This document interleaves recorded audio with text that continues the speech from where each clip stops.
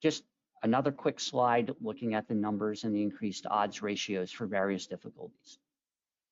Now, this is one of the ones I just added today, just because I had it in another slide set.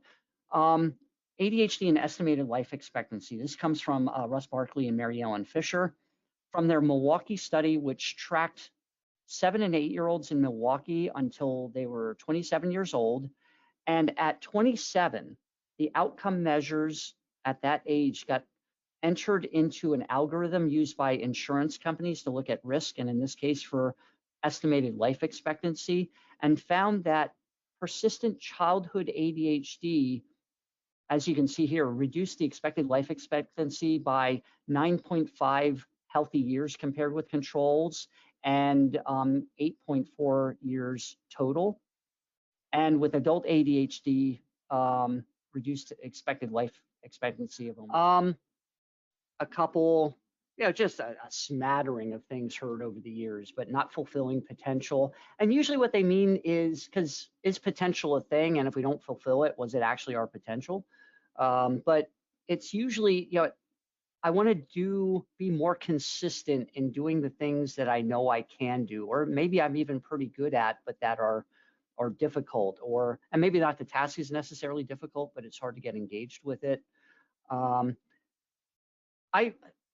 Dr. Steve Copps, he passed away within probably the last couple of years now, but he was a physician in Georgia and an early expert in adult ADHD, married to Dr. Edna Copeland, who wrote the Copeland scale, one of the early ADHD scales. And I got to meet him one time, and he shared one of his lectures on adult ADHD with me, and it was called Twice as Hard for Half as Much. And I still don't think I've heard a better description. All right. Before going into the structured interview, there are questions. Whoops, wrong one.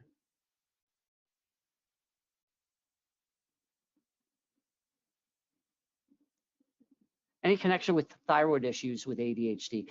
Not directly, but could be, I would say. There's nothing definitive that we can say, that you should really rule that out. But if you're, sorry, I'm trying to get this, ruling out other things, I would take a look at that. And if they're not having if they are not having the mood or anxiety from hypo or hyperthyroidism, it seems plausible that it could be a contributing factor that could better explain ADHD. We've had things like Lyme disease. This is for the Barkley Adult ADHD Rating Scale, the current version, and the Executive Functioning Scale. And both of these are norm-based. And you can see with the BDEFs, the 5 domains, the semi-distinct domains that create the subscales. Then there's a total score and the ADHD Executive Functioning Index. And so this is what the self-report looks like. And I think this is the Barkley Adult ADHD Rating Scale. So the current symptoms, hyperactivity and impulsivity, are divided.